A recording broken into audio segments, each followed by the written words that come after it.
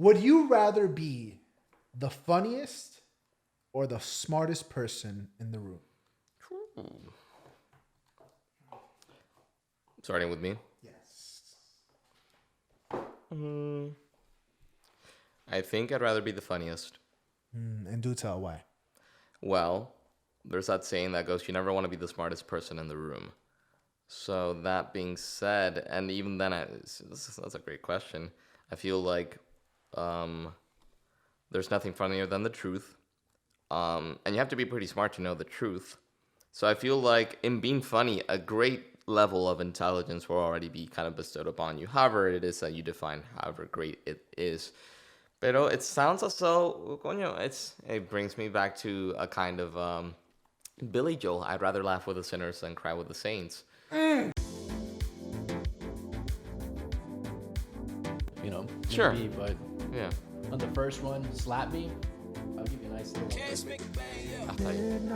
Yeah, I'm not trying to wake up 2 days later with someone knocking on my door. You've been served.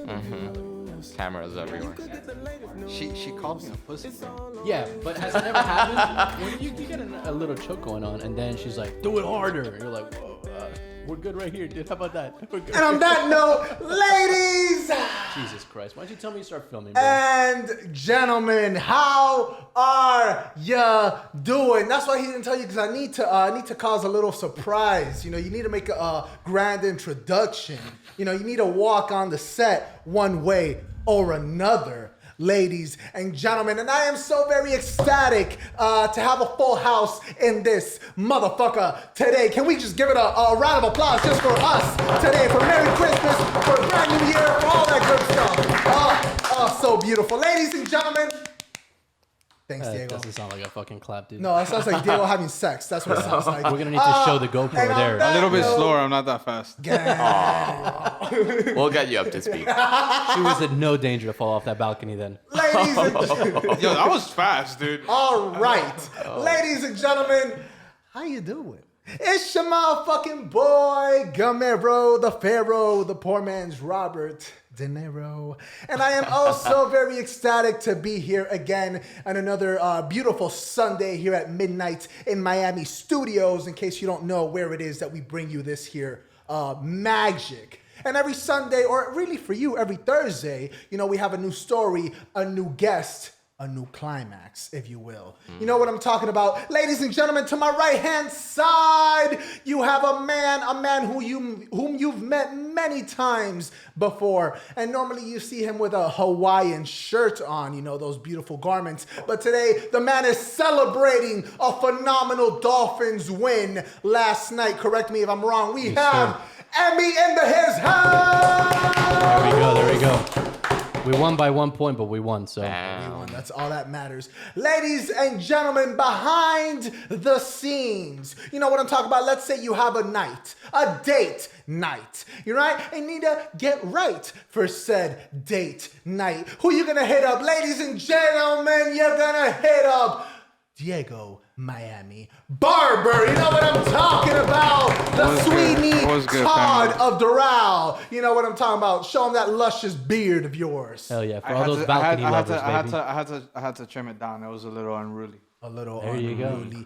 It ain't November anymore. It's time to chop it off, bro. You know, and ladies and gentlemen, for the first time, before we introduce our magnificent guest, also behind the scenes, you may not see him right now, but you see a beautiful picture of this man. You see, you know, our audio, it's especially crisp today. It's especially pristine. And that is because of the man with a plan. Ladies and gentlemen, we got Nate 08 doing our sound for the first time. You know what I'm talking about? Gang shit. You know, every single time. Diego, stop masturbating.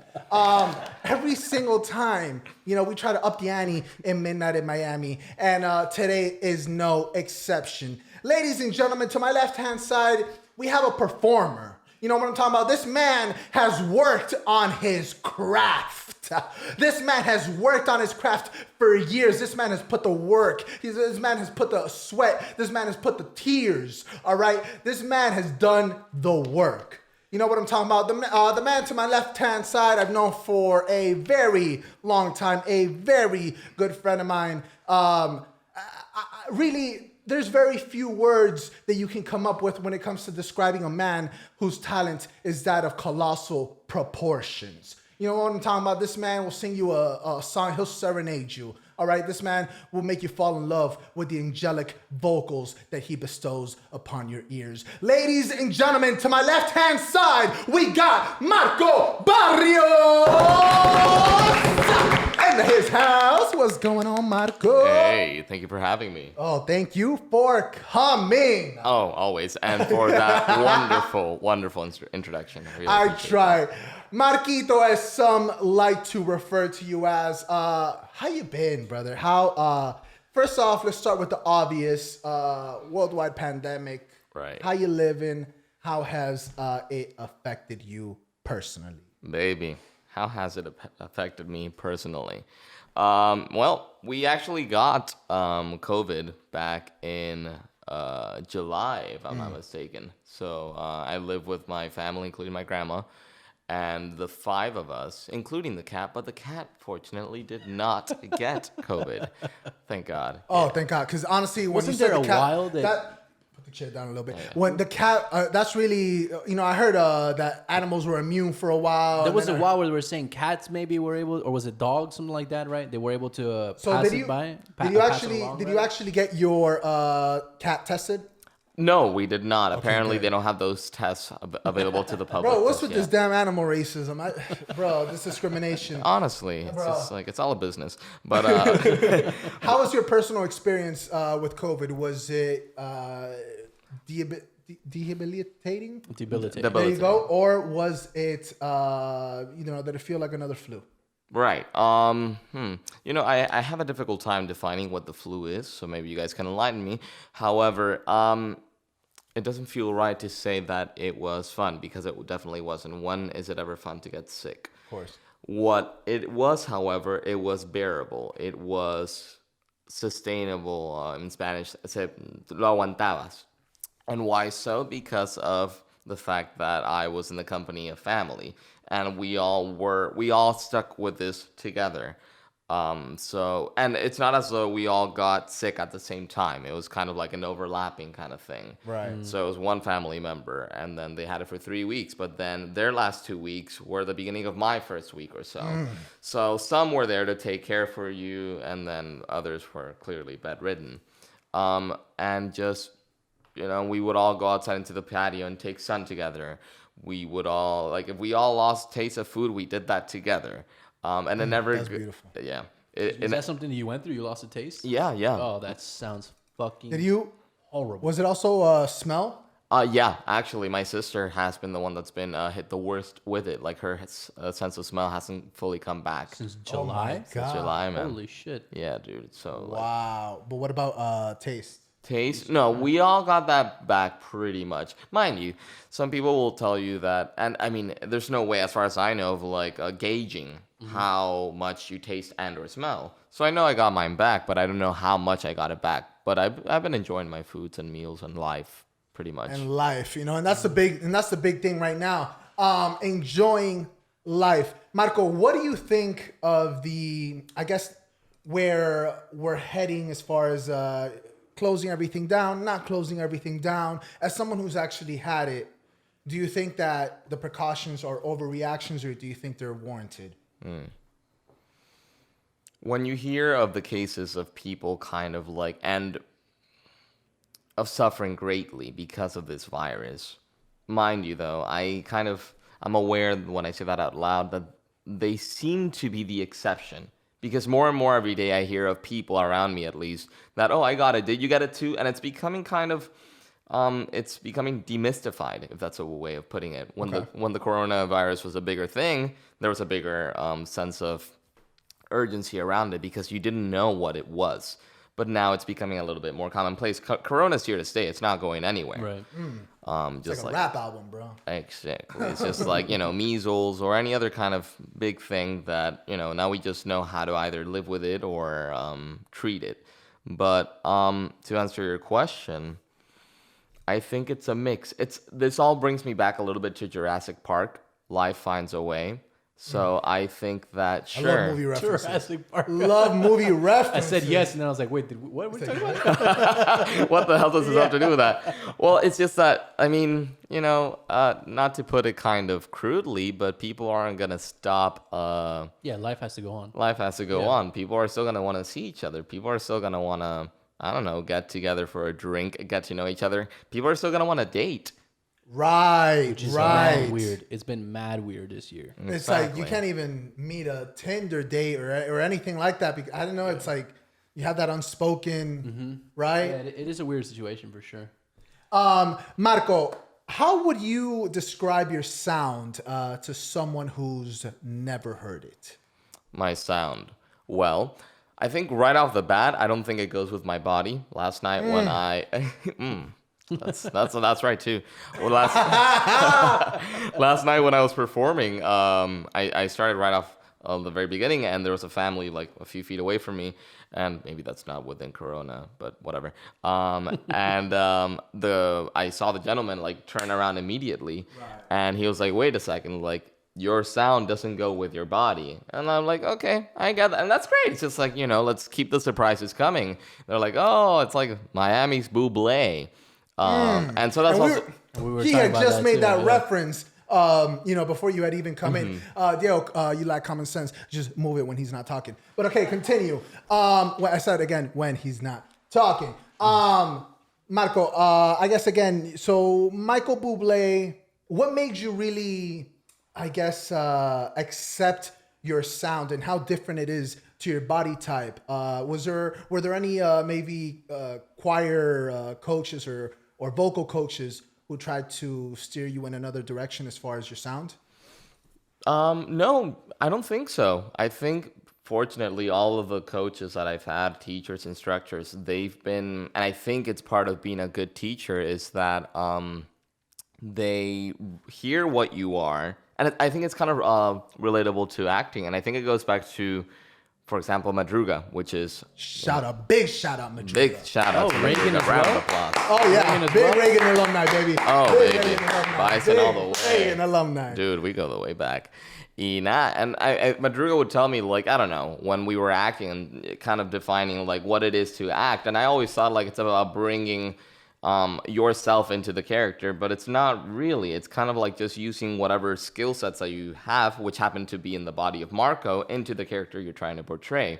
And it's kind of similar with singing, I see, which the instructor, in this case, kind of bringing it back to theater, the director will see what your body, the tools that it brings to the table, and we'll use them like, I don't know. I'm thinking Lord of the Rings. If you're like Gimli and you have an axe, then you gotta be the axe bearer. Yes. If you're Aragorn and you use a sword, you gotta learn how to be the best sword man you can be. So, Our segments can be great today, by the way. Yeah, I don't Lord of the Rings. I don't know the No, reference. I'm saying the movie review. Oh. Okay, I take it you are a big, I don't want to say sci-fi. What would you classify that under? Fantasy? fantasy for Fantasy? sure. Are you a big, fantasy movie type of guy? Oh, for sure. Yeah? I think so.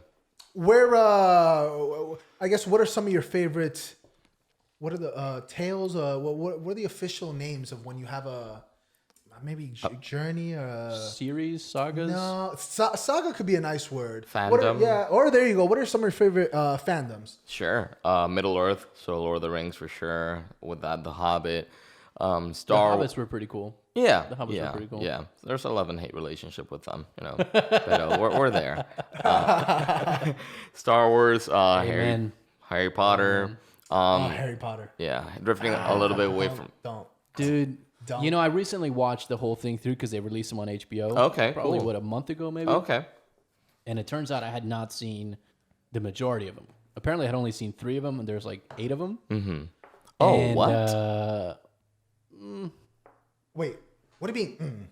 Oh, you know what I mean. Oh, you're not in love with them. They were. I mean, did I watch them? I watched them. Right. I finished the entire series, but it was You're kind a of like wizard, Harry. You're a hairy wizard, Harry. it was just so overhyped. I don't know. I just didn't. Okay. The last 2 movies were cool as fuck. The thing is, Don't I get me feel- wrong. They were cool as fuck. I mean- but a lot of them I was kind of like, yeah, they were enjoyable movies. I mean, we're getting sidetracked, but I will say, I don't know, being in the middle of Harry Potter mania, in the midst of Harry Potter mania, Right. was just so iconic. Like going to the theaters dressed up to watch the movies, and I don't know, it was a big thing. I don't know how you never. Well, Yeah. what you gonna do, Some- Marco? Growing up, when you in the quest of finding your voice, what were some of your biggest inspirations as far as music? Right. I think the biggest one that comes to mind right now, from the very beginning, maybe not the biggest one, but Phantom of the Opera. Yeah, 2005. It's been a while. Yeah, or 2004. I don't remember too well. But my sister and I, we were just obsessed with that movie. I'm talking back to the Blockbuster days. So I think we just rented it, or it got to the point that we just bought the film. Yeah, we're losing money on this right at this point. This Yeah. is the 20th time we rent it.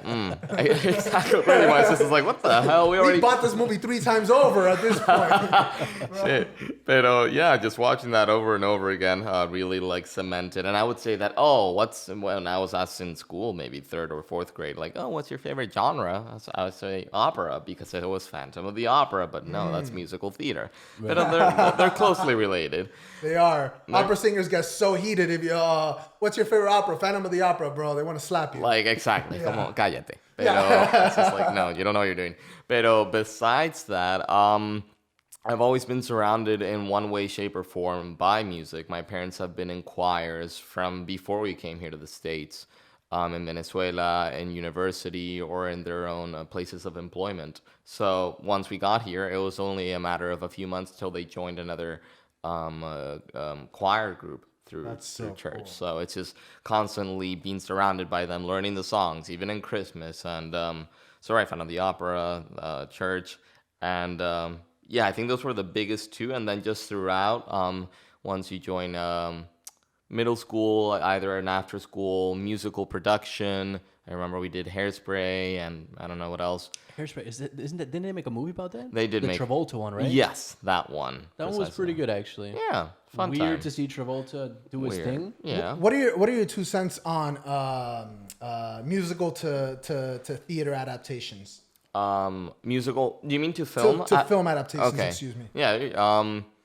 I think it's fun. It's just like like anything else in life. I mean, it's just another adaptation, so it's a hit or a miss. If you see it from the point of view of like how, what's the fidelity to the source material. If you are looking for that, I've also seen videos kind of like going back to a little bit to the Lord of the Rings. Like sometimes you make decisions because the story that you're trying to tell, you're going to make certain decisions that are best for the medium that you're presenting them on. So through film, it might be better to omit a scene or have a character say a different line than it's written in the book. So to answer your question, I think it's fun. I think it's more exciting. I prefer film over stage kind of performances and things. I think it's just, that's a whole other debate. Like, what do you prefer, film or theater, stage? Pero yeah, I think it's fun. I think if you're into it, it makes it, at least for me, that much more accessible, that much more enjoyable. The thing is, hopefully you get it right. Exactly. Because, I mean, you have, on one side, you're saving, quote unquote, you're saving me a trip to New York. Right. But at the same time, you might be ruining a show for me. Right. And this is like a rendition that people are going to see for a long time. Right. Because, at least on stage productions, the people rotate. Shout out Cats 2019. Oh, right. Was it 2019 or 2020? I think 2019 was last year. Yeah, the movie, right? Yeah. It was didn't really see it. bad. Yeah. The show was awesome. I got to though. see it drunk, though. Top 2, or not top 2, but 2 theater to film adaptations that you thoroughly enjoyed, and then 2 that is just stay away. Okay. So Phantom of the Opera has to be one of them. And then the other one that comes to mind, there's Hairspray. I think I have to go with Les Mis. And I think, yeah. What? Fucking love Les Mis. I've been blasting that Oh, shit. You don't man. like Les Mis? Oh, I fucking Wait, love Les do you Mis. not like the musical or the film? No. No, just no. Right. No? No. Okay. I'm a big fan. You watched the latest one? The Wolverine one? Hugh Jackman? Oh, yeah. Yeah. Took me a minute. 2013. Terrible. What? Why? Oh, yeah. Because... Well, first of all, do you horrible. not like musicals in the... No. Okay, well, there you go. No. All right. Yeah. Yeah. Well, if it's good, it's good. I enjoyed Hairspray. Okay. If it's More than good, Les it's Mis? good. Yeah. I'd rather stare at this black screen. for 3 hours. That could be soothing, you know. You never know. No, honestly, I don't know how you don't like Les Mis. Very easily. What'd you think of I Anne watched it. Hathaway's performance? Oh, awesome. Great. Because some people, they kind of like give her crap over the fact that her rendition was a little bit more acting than it was singing. Sung? you Okay. know? But I thought it was, it was very impactful. I thought it was very emotional. Sure. Yeah, I thought it was all in all a great performance. Mm-hmm. What about top 2 worst? Right, yeah. Crap. I'm having a difficult time thinking of that because, even then, I feel like some people might think like, no, Les Mis and Phantom of the Opera should be the 2 on your no list. I could, yeah. Crap. And you're asking for adaptation. Have you watched? You saw the filming of Hamilton? No, I didn't. Are you big? Do you like it? Not really. Not really. Your cup of TBH, tea? I don't really care for Hamilton. TBH. Ooh. Have you seen it? The hot take. No. No, that's the thing. Like I've heard it, but the thing is, Hamilton is so freaking long as an actual production. At least when I heard it on Spotify a few Is years it another ago. 3-hour thing? It's pretty Yeah, much dude, I because the can't do thing, that the shit, whole man. thing is sung through, and okay, I mean, Or wrapped through. or rap through, better said. So I don't take away the credit that there's due to that kind of effort. It's just not my cup of tea. I'm not the biggest rap person as is. And it's just, I don't know, I'd rather listen to In the Heights. It's just, Great show. yeah, so I can't really speak for Hamilton. I'm sorry that I don't have an answer. No, you're good. Yeah. You briefly spoke about the support system and your parents being already in choir. How much did it mean for them to have already kind of like have traversed that path a little bit before you even got into singing? Were they completely supportive? Are they completely supported to this day? And how important do you feel that a support system is to a young performer? Oh man, it's probably the most important thing, support. Because I mean, if matter of the fact is, if you don't get it from someone, you're still gonna look for it because you gotta support yourself, Right. one way or another, financially, emotionally, and any other way, shape, or form. But when it comes from the people that por ley de vida, por decirlo de alguna manera, should be there for you, it only makes it that much more strong and compelling even to your end. You asked me how was it to have that support system. It's kind of like, now that you asked me this question, it's not something that I had really thought about. One is grateful. Thanksgiving is kind of around that. Even Christmas or holidays or instances where, like I told you guys earlier, before the shooting of this, where I had the gig last night. I'm also very thankful for my parents being there. It's, you don't really notice these things unless you kind of like, it's kind of like obvious, but you got to say it out loud to notice. And I think them having already been part of these environments of music and se prestan a eso, they just lend themselves to it, it makes it seamless. So it's like, oh, yeah, like they did this, and seeing me sing is not only pleasurable and fulfilling or beautiful to them, but it's also completely understandable and accessible to them. Maybe not to the level that I do it, but the door is open. So I'm there. And yeah, having their support, it's great. When you were first starting out, were they kind of like, giving you pointers, tips, helping you in any way? Right, sure. And that reminds me that I didn't answer the other question, like how supportive are them? And they are. I mean, there's not to say that there's no hesitance in some regards as to, well, it's an arts field. So there's all the questions that I think people can usually come up with. Well, how are you going to fund yourself? Like, are you going to be one of the lucky few or so? And I'm sorry, what was the question you just asked me? You're good. As far as your parents, did they give you any sort of tips, Right. any sort of helps when you were first starting out? Right. So I think it was a matter of, Like, hey, I learned this, when I was taking classes, back, X time ago. You should try this. Right. Was there anything like that? well, that's the thing. My parents, like, they've always done it much more as a hobby and not so much as an actual Profession? livelihood. Okay. Yeah.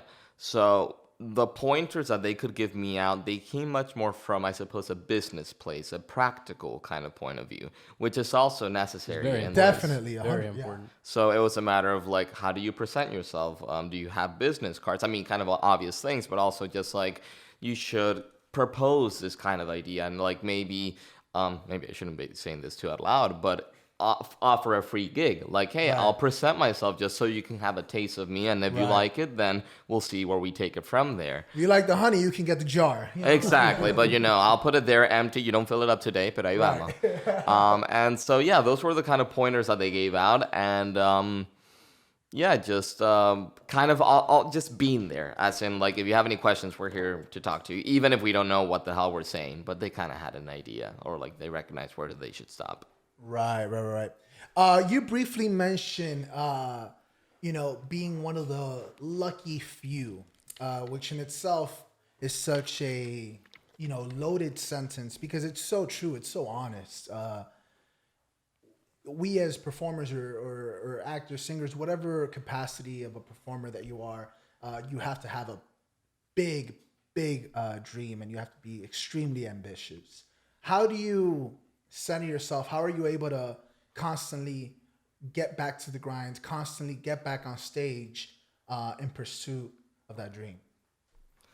Well, I think it's a matter of recognizing that it's kind of a matter of putting things on a table, very cold, very frigid, or maybe not frigid, but matter of the fact, like what is and what isn't. I think we are, as human beings, full of, the brain, as I call it. It's like the bitch that won't shut up. I don't know if I can curse here, but it's Absolutely. like, yeah, Feel great. free. Feel free. It's like 1 a.m. in my room right now. Like, Dios, no se calla. So there's a lot of things that I want. There's like, if you just go into my room, like I have like, my little bookshelf, and I just want to have one. More than that is way too much. But I see, like, there's so many books I want to read. There's so many trips I want to do. There's so many foods I want to taste. Amongst these things are things I want to do and get paid for. And that's not to say that I won't live a long enough life to do that. But kind of as my mom once put it, you find your genius when you find what you're good at and what you like. And it's that point in the middle. And that's where the genius The sticks Venn at. diagrams. That Venn diagram. Oh, yeah. Venn diagrams, baby. So, that thing in the middle is singing for me. So, to answer your question, what pushes me through? It's like, well, it's perhaps not always the most fulfilling experience when you sing and nobody claps for you, or people feel it lackluster, and you're doing a rather fine job. You know that you're doing probably a much better job than anybody else in that room, that restaurant, that venue can probably do. But you know that this is a step you have to take towards that one day when people are going to pay to look to see you and listen to you, not just for the plate that's right in front of them. That's Right. That they're going for the show rather than the meal and getting the bonus show. Exactly. Yeah. Pero, Do you find it difficult to pat yourself in the back sometimes? When you don't, let's say, something happens, right now, I don't know, your parents couldn't make it. They had to work, whatever the case. And, I think I can speak for most performers, or at least myself, when I say that it is heartbreaking to have a performance, especially a performance you've worked hard for. And even though you don't, quote unquote, do it for the recognition or the standing ovation, we'd be lying if we said we didn't fucking appreciate the spotlight, and to, walk out of that and seeing everybody else, someone that, kind of went there to watch them and not have that, it definitely does play a role, and it definitely does, it feels like a jab. It feels like a jab from a boxer. So it stings a little bit. It doesn't knock you out, but it stings. So what mental prep do you tell yourself to be like, you know what? Like you said, one day they're going to be fucking buying all the tickets just to see me. There's going to be no food, just my performance. How important do you find it to visualize that constantly? right. And I do have to, like, even when I think and hear myself back in my memory, it's just, I don't want to come across as though I'm ungrateful to these people. No. Like, at least they're being decent. Another thing would be, boo, got off the stage. I've yet to get please lower. Have you had a heckler? Like, no, thank God. No. Wow, that's impressive. Yeah, hopefully, I don't know, maybe they were choking on their own food or something. Listen, Right? dude, there's a lot of assholes in Miami, bro. Oh, That's yeah. very impressive. Oh, yeah. Mira, gente buena y gente mala hay por todas partes. Pero It's kind of like a little bit reiterating that, and so the point that I want to come across is I'm not just ungrateful, and I understand because I've been in positions where I've gone to a restaurant or a public venue, and the music is too loud, and it's not that you have anything against them, but it's also they're not maybe that amazing that you want to stop whatever you're eating. I'm like, whoa, and you're like, no, I'm trying to have like a heart to heart with somebody here. Right.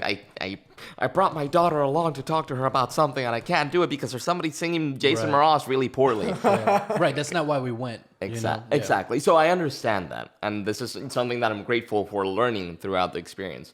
Pero what keeps me going is that dude, if there's anything that I've learned, and it hasn't been so much through. I mean, it does relate also with my labor and work experience, but also I think it's in other aspects of life. It's as my mom told me, you might hear me quote my mom a lot. It's just she and I are tight.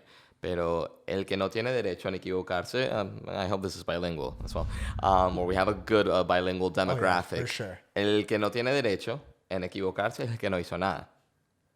So, it's always better to do something than to do nothing. Right. You have to own up to your mistakes. If you did something poorly, then you have to see how you fix it. Rightly so. That's what justice is supposedly for. And it's just, what do I gain? Like, sure, it's a Saturday night. I could be at home binging Avatar for the second time. At least I know people are more wild than me. And that's great. I want to get to that level, maybe. Pero, Wait, the cartoon? Yeah. I just got to season 2. I just saw the cartoon? third. Yeah. The one when we were kids, bro. Oh, I thought we were talking about Avatar the blue one. No, Avatar No. I also. Avatar the Last Airbender, bro. Aang is a freaking beast. Dude, yeah. The one with the downward arrow. Well, yeah, with the error, exactly.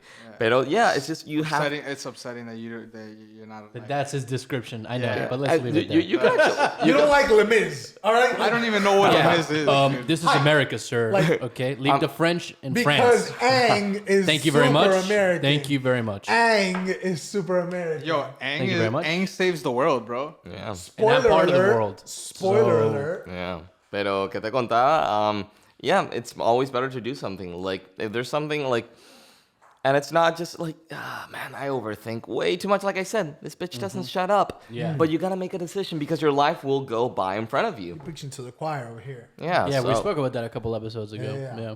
Yeah. So. But if you have that sort of like la mente que no se calla, right? Which I have it as well. How do you shut it up to not feel the nerves of going on stage, getting stage fright, forgetting the lyrics, all this shit that could go awry, but it doesn't? How do you how do you Well, get it all together? you don't have time to think when you're busy.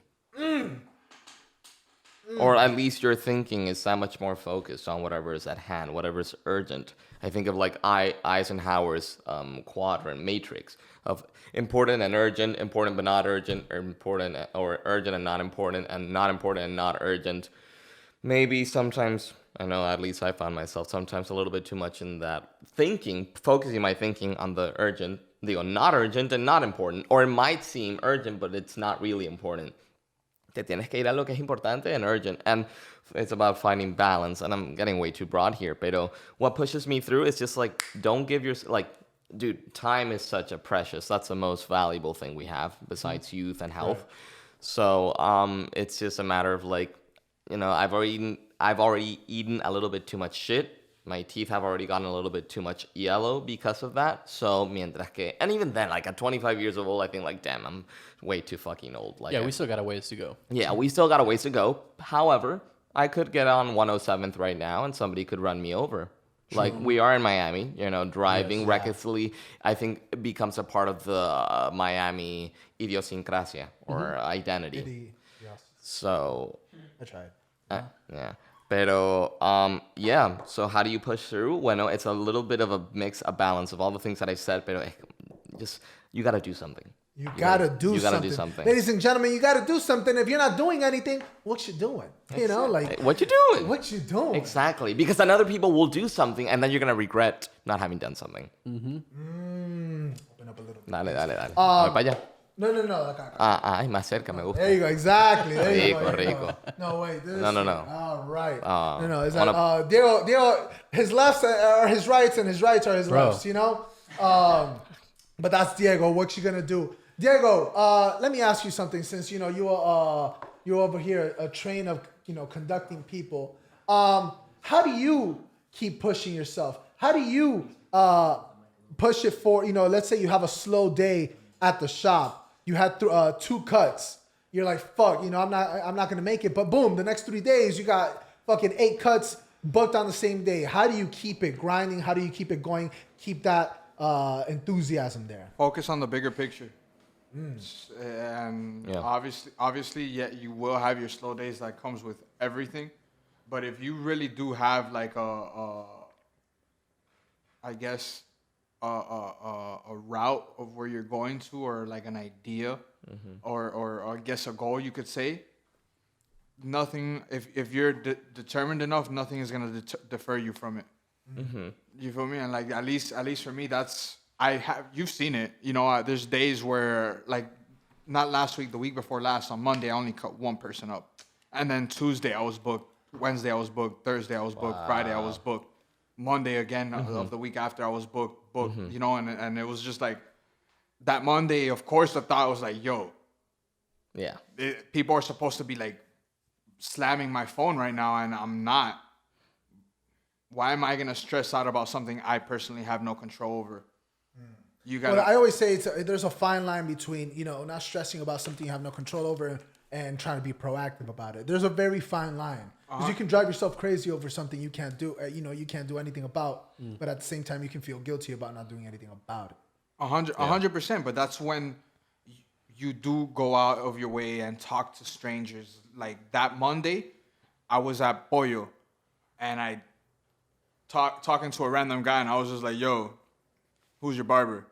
With that same presentation, same enthusiasm, you know what I'm saying? Same posture. Who's your barber? Yo, Also, when we're talking about Pollo, we're talking about the GP, no, Pollo the Tropical. OG Gran Pollo. No, Pollo Tropical. Where dreams are made. Gran Pollo is good though, man. Yeah, shout out Gran Shout Pollo. out, Danny, baby. shout We'll out get a Gran damn Pollo. sponsorship That's right that free now. plug, pussy. Where's the freaking check? For real. Yeah.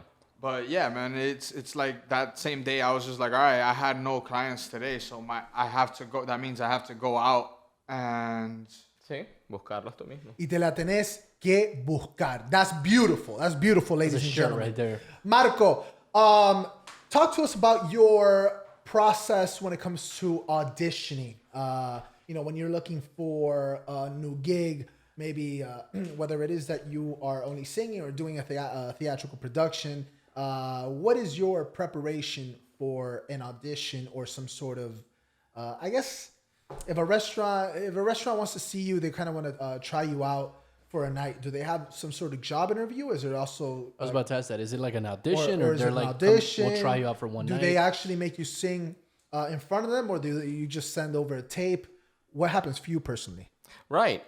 So this was something that I kind of brought up with my parents last night, that I was like, okay, this is going great, but it'd be great if you were doing this much more often, which is kind of the idea, because in a way I don't want to say it's easy money, as when you do this kind of job and then you pay certain bills, it only makes you realize that $1 bill in your hand weighs a little bit more than it did the day before. Oh yeah.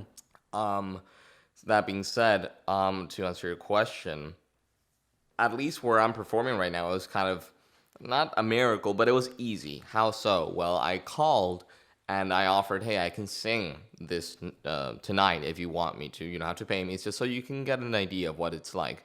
And they took the offer because I suppose, like, who doesn't like anything that's free, right? Right.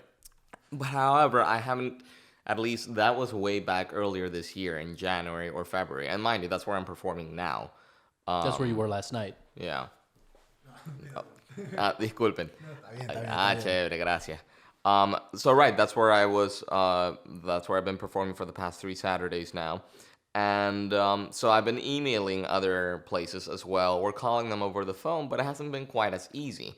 So, right, where does the email come in? Oh, could you send us a demo? So I sent them demos, but I haven't heard back from them, only from one of them. And we're like, we already have someone, but we'll keep you in mind. Thank you so much.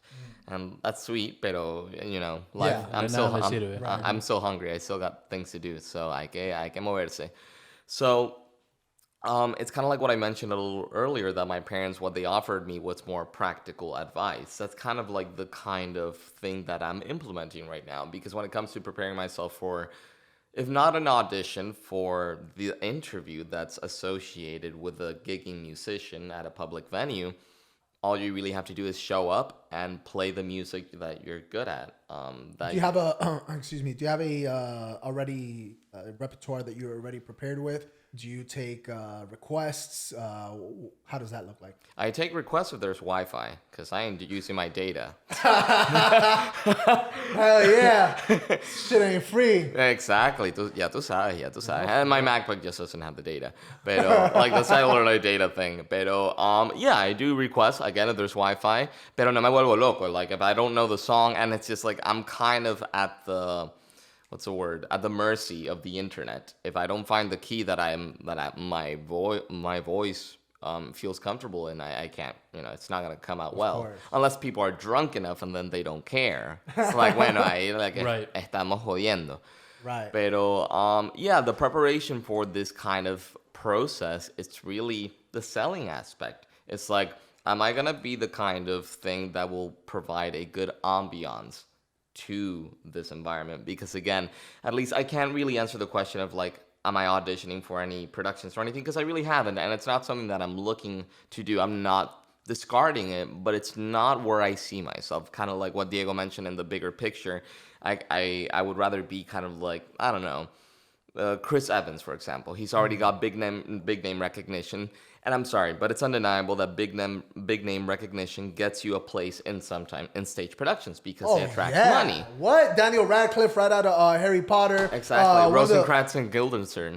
Nick Jonas, like, bro, Hugh Jackman, like everybody. Right. You get anybody. I saw the woman from Weeds. Oh, Okay. What a great, I believe it was from Rooms, it was the name of the play. But phenomenal. But yeah, I mean, you have a big name, and undoubtedly so, you're going to get cast in anything that you want. And it's not that I want to take advantage of that, but for me, being in a stage or musical production of that sense, to me, I find it more as like kind of like a hobby. Mind you, I'll put my all into it and I'll have fun and hopefully I'll get paid for it too. Oh yeah. But gotta be fair. Pero no es como like, it's not the kind of venue, it's not my big picture thing. Though my bigger picture is being more like a Billy Joel or Joe Hisaishi. So speaking about big picture, what is the goal for the next 5 years or so? Right. Okay. Next 5 years. So we're talking within, what's remaining of my 20s, of my third decade alive. It's definitely settling into the kind of persona that I'm building more or less. I was having a conversation during the Great Conjunction or the night of the Great Conjunction with a family friend that I hadn't seen in a while. And what makes some of the people more successful, it's what sets them apart. What is it that makes me Marco? What's it that makes you Juan?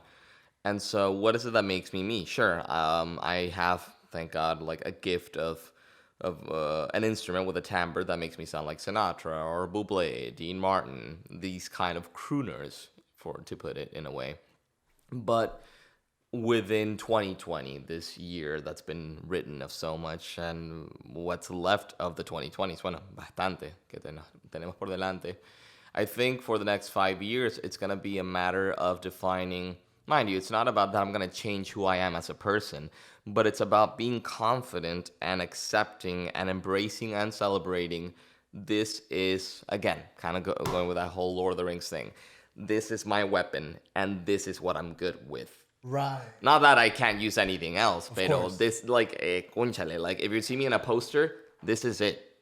Crafting your weapon, just crafting your weapon, You're weapon. building your brand. But that's exactly what owning your own business, and to what you said earlier, how like what your parents are trying to like put you on is just sharpening what you got and just basically keep flicking at it up until it's like, yo, I'm here. Right. What do you want? Like, What I want with... yeah, you get me? So Yeah. What more do I have to do? Exactly. Just keep on the same, keeping on the same track, consistent. Yuli said it. Consistency plus hard work equals success. Yeah. And that man, I'm gonna take that. Yeah, and that man knocked out another man in 2 seconds. Oh, crap. Yeah. he One has point 1.95. Yeah, something like that. He has the world record for the fastest knockout, bare knuckle. Crazy. Shout out. Este Ali. No. Right there. Yuli. Yuli the monster. Oh. He's insane. You've seen the knockout on the screen. He's insane. That's how fast it is. Yeah. Yeah. Being in, midnight in Miami, I have to ask something that plays a very big role, in my opinion, on most performers in Miami, and it's being in Miami.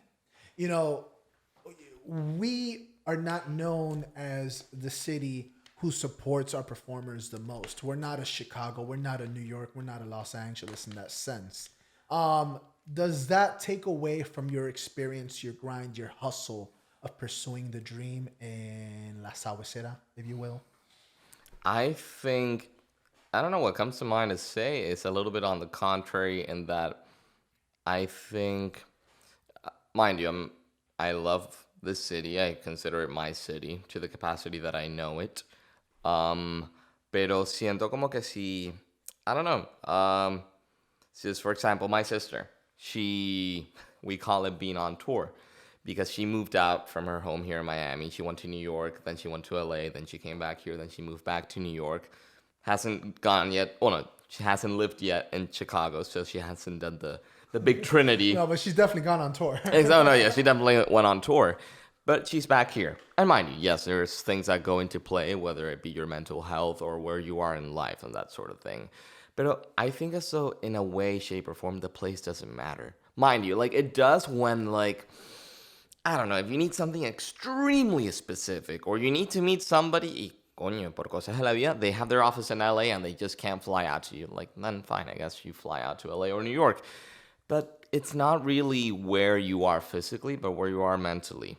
So maybe you could be in the middle of nowhere here in the States, and if you put on a great show, then somebody's going to hear you out, and then they might bring you out to LA or one of these big cities or anywhere in the world, really.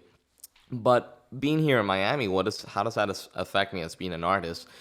Well, you have to cater a little bit to your demographic. You have to know your audience. Exactly, your audience, precisely.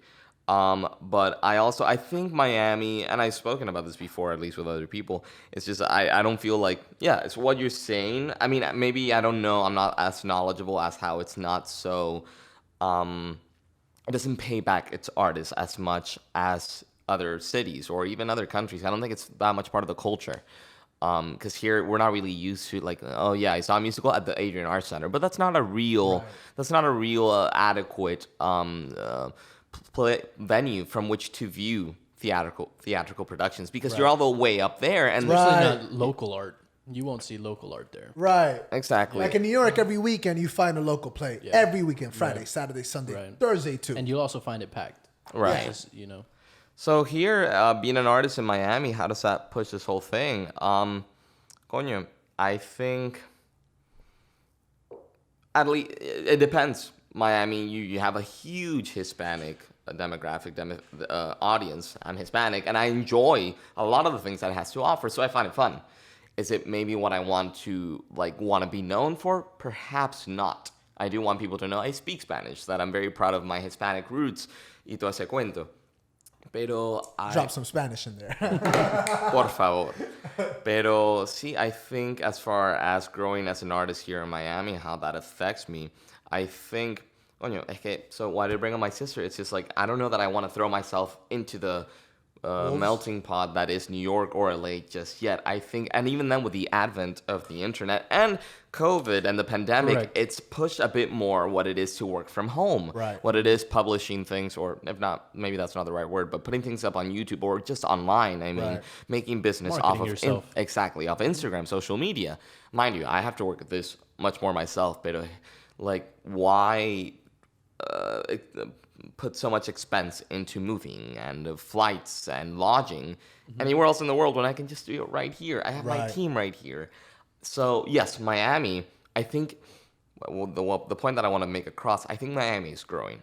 Is it growing healthily in all directions? Perhaps not. But I do think that it's becoming a New York of the South. It's becoming an LA of the South, or the States as a whole. I mean, I don't know. I think like even when you look at it on a map, I think Miami's like donde está. It's like so es tan lindo. It's just like For sure. It's just, bro, let us get some damn tax incentives so we can start shooting shit down here. That's why everybody's going to damn Atlanta. Right, exactly. You know, like losing out on so much money. Yes, Diego.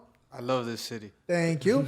Love it too. Gang shit, boy. Gang shit. Emmy, as the, I guess from the point of view of the consumer, the person being entertained, what are your, have you been to New York or LA? I've been to both. Yeah. Oh, okay. Were you like big on watching performances when you were there? Are you big on it in general? I didn't go to New York to go visit Broadway. But did you watch anything while you were there? On Broadway? No. There was a lot of street art. I think one time we went to one of those little pop-up theater performances they do. Kind of like the vibe we've been building, or I guess pre-Pandy, the vibe we were building with what's it called? Microteatro. El Microteatro, which is that's the one with the Shipping containers. Yeah. Which Great was a cool idea. vibe. Great it was idea. a great vibe. Different shows all the time, and they were short enough to where you can keep the attention span. Because something that I've noticed with the accessibility to anything that you want through the internet, attention span has gone down on your average consumer. So a 3-hour event is no longer viable unless you have the name of Les Mis. You're going to watch something that's been around for a while, or the Phantom of the Opera, or Cats, or whatever. Yeah. King Kong back in the day. You know, exactly. But now you go watch something upcoming, you have to pander to that niche that loves the opera or that loves your particular performance. But I think you struck something, which is social media, the internet, YouTube, whatever it is you want. It's less important to be in New York or LA now because of that accessibility. Because where do I find things that I'm interested in on YouTube? Right. You know, and I'm super not tech savvy at all. It's just YouTube has my algorithm down, and it'll hit me with something that is part of the genre of music that I like. And I have no idea who the fuck this person is, but I'm like, oh, this is great music, and then I'll pull them up on YouTube or I'll pull them up on Spotify and see what their latest album was or see what their last single is, and from there you build the following. Which again, you know, it goes back earlier to what you were saying is sharpen your tool, and then when it's sharp and you're ready to run at it, then maybe you go to somewhere like New York, because Miami is growing. I agree with you. But it's the brand, right? So what you said about the brand. New York is a brand. LA is a brand. I mean, when you look at a map of the U.S., you have LA, Chicago, Detroit, you know, Boston, New York, Miami's there, Atlanta's there. But when you think of art, you think of LA, New York, right? We're getting there. A little bit Atlanta's getting there. Chicago's getting there. Detroit. We're getting there. But they're there already, right? Especially for your kind of music, New York, you know, definitely lends itself. Plus, you have the nostalgia of New York became New York when this music was growing. Right.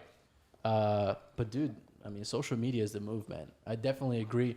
Instagram for sure, especially for selling tickets, for filling your venue. Yeah. I mean, he's a big Fantastic. TikTok head in case y'all haven't TikTok known. gang, boy. TikTok gang. But YouTube, like to get new listeners and new followers, people that are going to search you out on Instagram to see where your venue is. Right. YouTube's the game. I mean, sure, maybe you can't monetize it, right? Because maybe you're singing a cover. Yeah. But at least you get followers. Exactly. You know, at least you get that following, which eventually will monetize. You know, it is that long term. It's that 5-year plan, that 10-year plan. Exactly. Do you foresee yourself whatsoever at one point making the move or transition to LA or New York? I don't know that I do. But Mind maybe you. touring up there, would that be something that interests you? Sure, but that's the thing. Like, what am I branding myself as? Because right now I'm enjoying the covers that I do, but I don't know that it's just, I don't know. I mean, there have to be, but I don't often hear people being overly excited to see a cover band. Most people go to concerts, or at least when they used to, was for actual, like, the performer as they are. Are you currently writing originals as well? Mm-hmm. And how's your writing process? When did you first start writing? Do you find it difficult to write something already with the notion in mind that it'll be in a certain key, or that it's made specifically to match your voice? Right. So my process, those are very specific questions. And that's fine. It's it's been a journey, which all things in one way, shape, or form are. Pero at least the first song that I remember composing, it was for a contest, which fortunately I won. Pero it was with that kind of mindset, like when I already know what the song is about. The key, honestly, it's what sounded pretty to me, and thank God my vocal range fell in that.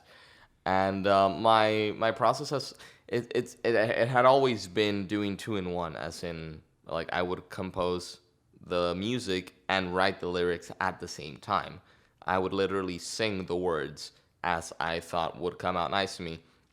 But now I've come to learn that that's kind of difficult, and that's why it's taken me so long to write any music, because it's not that you can't multitask, although apparently multitasking isn't really a thing. I don't know. Pero it's just you're trying to, like, I don't know, shove a fork in a hole and also, no sé, fix a pipe at the same time. It's like, no, right. Like focus on one or the other. Entonces, now what I've transitioned into, it's just, and even then I saw from an interview with Billy Joel, like I think Stephen Colbert asked him, like, which do you do, music or lyrics first? That's a huge debate. And he said music first, and it's got me wondering. I listen to a lot of instrumental music. It's kind of like what I most listen to. And it's kind of weird. It's like, you're a singer, right? Like, yeah, pero es que no sé. Like, en este momento en la vida, what I want to listen to is this.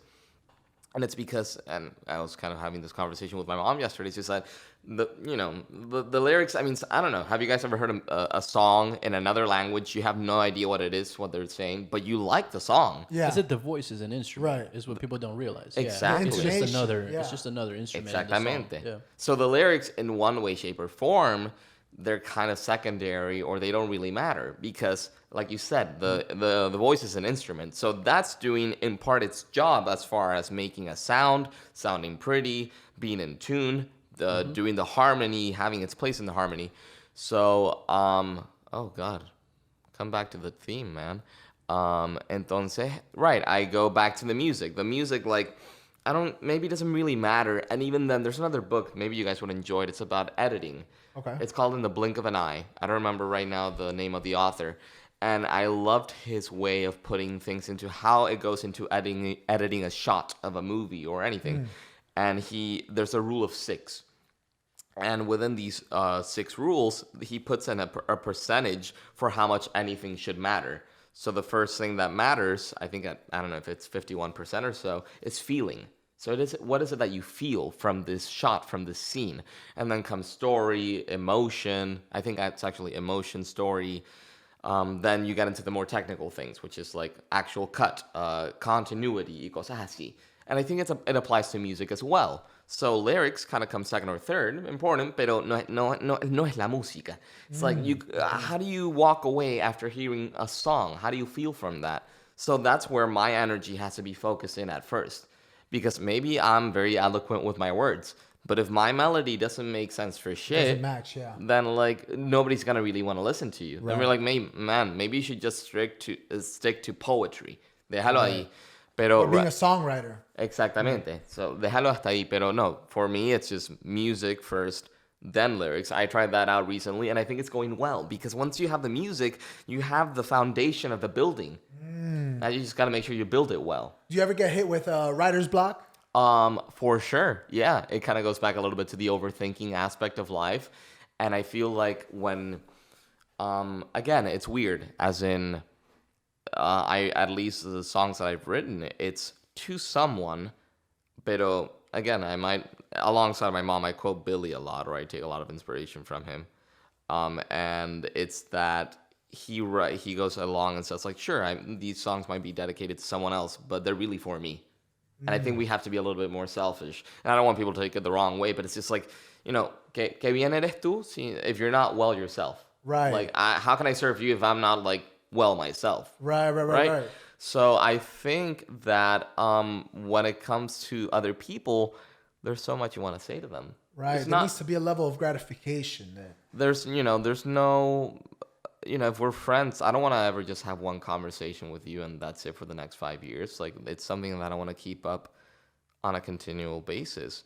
And when you have to distill, and that's kind of what poetry is, it's the distillation of a moment, and you have to tell someone, hopefully in tune, in pitch for the next 2 to 3 minutes, depending on whatever our attention span is nowadays, you have to be very selective with your words, which also I was thinking, it's just, you got to cut the bullshit out. And that's why kind of like the style that Billy Joel and the Beatles write in is so effective, which is first song, which is, it's not really verse and then chorus, verse and chorus. It's just a verse, which is you focus your words and the verse becomes a chorus. There's no other, like, you don't need to repeat the whole, I don't know, I am titanium.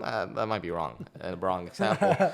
But when it comes to people, it's just like, how do I, there's so much I want to tell you, dear. There's so much that I don't approve of, or there's so much that I feel about the way that you don't overlook me, or the way that I feel pushed aside, or the way that I don't feel as so we're on the same page, but I want you to know that I wish we were so much, but you couldn't, they don't have all the time in the world. So that gets me in writer's block, finding the right words.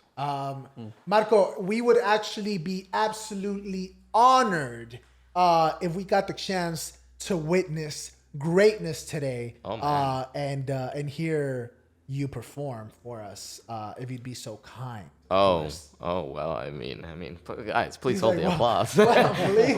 Well, when you say it like that, yeah, you got it. Yeah, I would actually absolutely love for you to perform for us today. We were actually going to put a track, but we're going to get hit with a damn copyright. So if the man will we spoke about if he's comfortable performing a cappella, and I believe that he is. So without further ado, the musical stylings of Marco Barrios. Thank you very, very much. Where should I look? Should I close my eyes? Is there a camera that I should? That one right there. If you wanna make eye contact, you want to serenade somebody. Yeah, if you want to serenade, some of the ladies in there.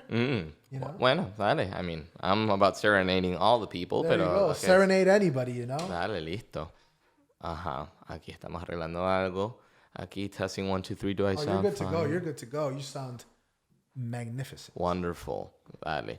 Yeah, como cosita, like I want to sing one. I don't know if I know the lyrics, but let's see where it goes. And if you guys know, well, sing it along with me from home. Have yourself a merry little Christmas. Let your heart be light. From now on our troubles will be miles away. Have yourself a merry little Christmas. Make the Yuletide gay. From now on our troubles will be miles away. Here we are as in olden days, happy golden days of yore. Faithful friends who are dear to us, gather near to us once more. Through the years we all will be together, if the fates allow. Hang a shining star up on the highest bough,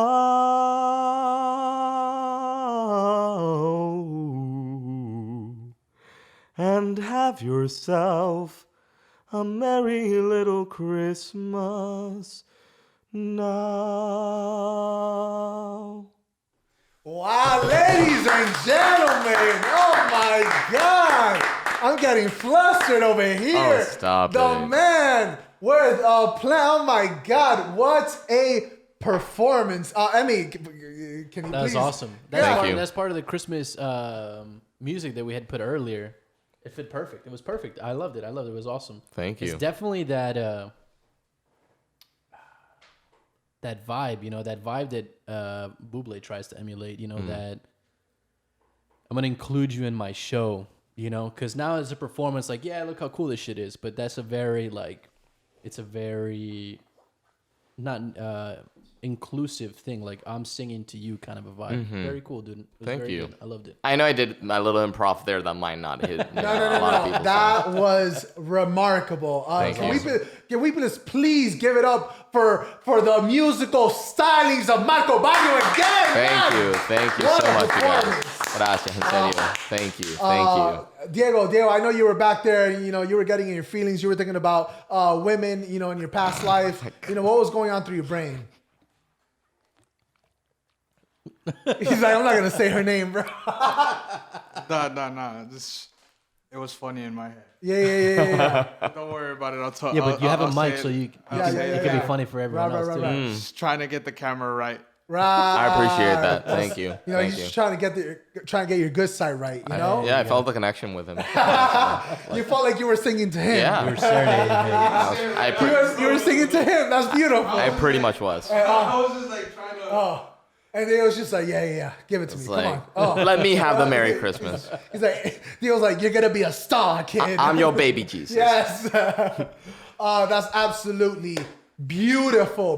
Thank you. Thank you for that. You're very welcome. Sincerely, thank you for Gracias. that.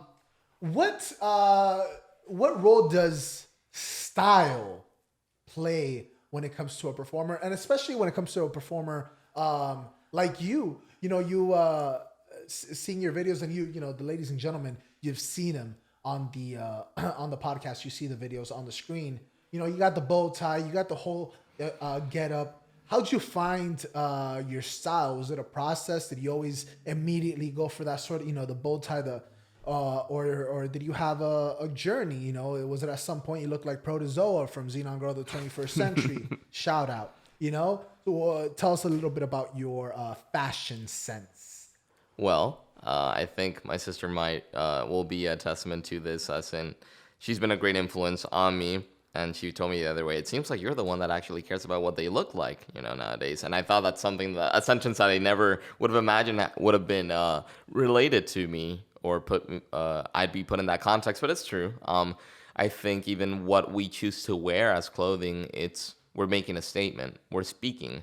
And I understand that, you know, sometimes people don't have the resources to make that. So I make that respectfully. So I say that respectfully. So. But in finding my style, my way, I think style is synonymous with the word of the way of doing something. And I think that speaks so much to a person. It's not just what you do, but it's how you do it. And that might make, you know, sure, like I might put on a great show, but if I treat you like crap, I don't know if you'll be hearing from me again, right. Like if you're the person hiring me. So as far as finding my style goes, I think I've always found it very attractive, at least what Bublé poses, what a Sinatra poses. And even it's something that I kind of try to embody now, which is, I don't know, I want to dress in a way that's kind of gentleman-like. Now, mind you, I might not look like a dapper English individual, but... It's debatable. Stop it. Thank you. Pero it's something that I don't know, I just like it. I think at least it speaks to me. And not that other clothing styles don't speak to me, but it's not maybe the language that I want to learn. It's not the way that I want to speak. So again, in kind of like deciding what do I want the world to see when I'm about to perform, well, how would Bublé dress? How did Frank, how did he dress? And it's nothing remarkable, maybe. It's nothing like, I don't know, a Prince getup or even a Lady Gaga getup, which is also a big inspiration. That's also another $10,000, but you know. Exactamente, otro cuento. But it's undeniably classic. It's undeniably timeless. It's undeniably attractive. Right. I feel like I would say, and correct me if I'm wrong, that your theatrical background has definitely played a big role into the I don't want to say the character, but the presence that you are on stage today. For sure. Yeah. I think I look back and it's just, you know, there are moments, I think, sometimes I hear that what is it that people learn from having filmed something? The interview that comes back to my head, it's Viggo Mortensen, another kind of Lord of the Rings thing, with what's Captain Fantastic. I love that movie. I don't know if you guys have seen it. I recommend it. And they asked him, well, what did you learn from this movie? And he goes like, well, it's not so much that I learned something, but it was a reminder for whatever it is that he said. Reminders are a huge thing. I mean, life is short, but it's actually kind of long. Like the days walk, but the years fly. So, Ooh, I like that. thank you. ¿Y cómo es la cosa? So I think, what was the question? Your praise caught him off guard. Yeah. That praise. It flustered me. Don't worry about it. Actually, when you mentioned movie, it actually reminded me of one of two beautiful segments that we have in this here studio. And the first one is the movie review of the week. You know what I'm talking about? And ladies and gentlemen, every single week. What, Diego? Go ahead, Diego. Dale, dilo.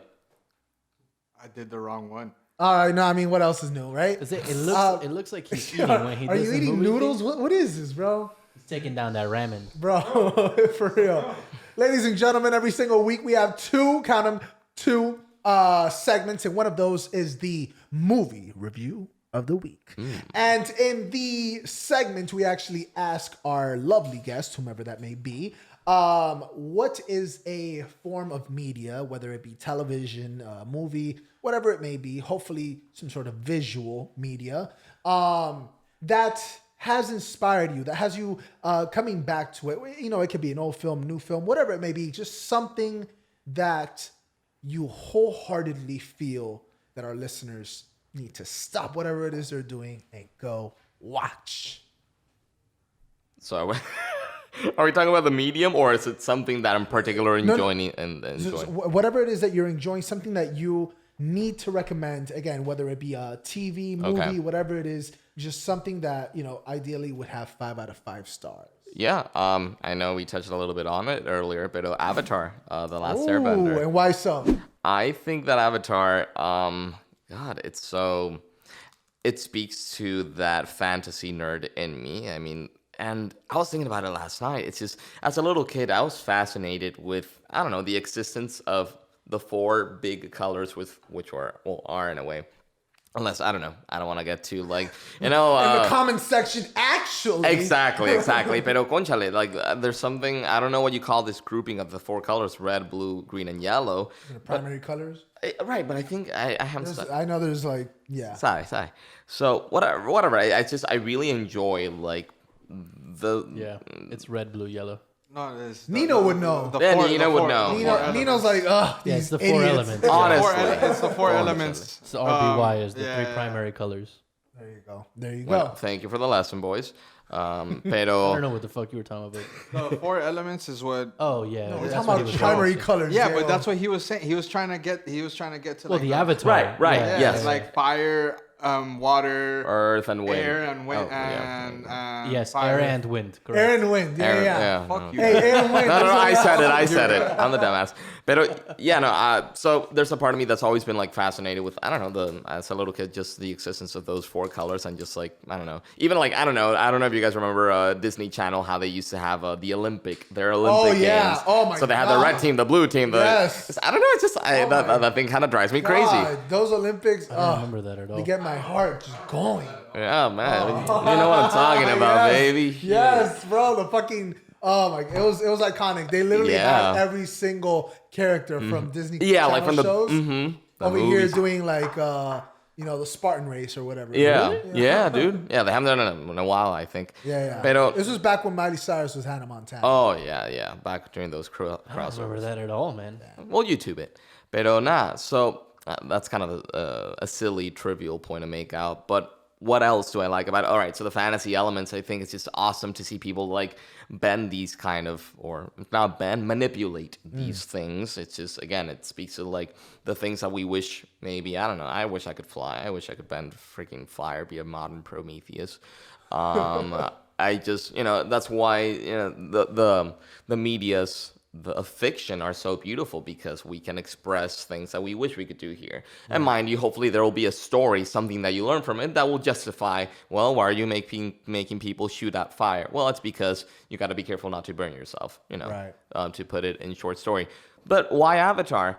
I think Avatar is, now that I'm watching it, and that's a thing. I saw it years ago on Netflix.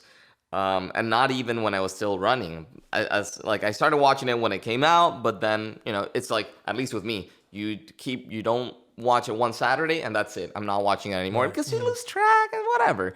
So I saw it on Netflix because, people would talk about it. I was like, okay, let me check it out. And I loved it. And it's been about a decade or a little bit over since I last saw it. So what's happening for me right now, it's something that I wish I could invent, which is what I call movie amnesia, which is when, there's nothing like watching something you really love for the first time. Because, you experience a surprise. You experience... Yeah, it's a sense of learning something, right. of knowing something for the first time. So now that it's been so long since I've seen this show, this story, I know the big gist, but I've forgotten the little details. And I think it's, if not all, it's in the details. Right. So now I'm learning. And if you go on my Instagram, if you go on what my page, it's all Avatar stuff. And now I'm understanding why it is that people like this so much. And what is it? Well, I think there's beautiful stories of family dynamics. Redemption. People are clearly hearing Zuko. What else is there? I think there's a matter of growing up and learning what it is that you have to do, even though the weight on your shoulders, on your back, might seem unbearable, kind of, which is Avatar Aang's position. And I think it's just fascinating. I think it's, even then, the dialogue in the show, it's dense enough, but it's actually kind of cut, they only say what they need to say, and then they transition into the scenes. They did the same thing with Dragon Ball Z. Really? What was it? The Dragon Ball Super, they cut a bunch of episodes that were filler Abridged. episodes. Yeah. Filler episodes, and just kind of put a lot of the big fight scenes, A bridge, I think it's called. Yeah, it's like a bridge. The filler episodes in Dragon Ball Super are fire as fuck. might be better than the actual fight scenes. You need them for character development, That's exactly. Shouts out to Black. Well, there you go. Super fans know. What would you give it as far as 1 to 5 stars? Right. Well, I'm only just getting into the second season, but from what I've seen so far, 4.5. 4.5, ladies and gentlemen. And the man, he's got specific tastes. The man knows his media. You know what I'm talking about? 4.5 stars. That's beautiful. That's beautiful right there. And he wants to make you work too. Yeah. Yeah, a little bit. Emmy, 4.52, I think, right? Shut the fuck up. 4.25. Hacemos pete. Emmy, have you had this experience before as far as movie amnesia, where you watch something that you love the first time, haven't watched it in such a long time, and you know what? Let's pop that bad boy back in to pop my cherry one more time.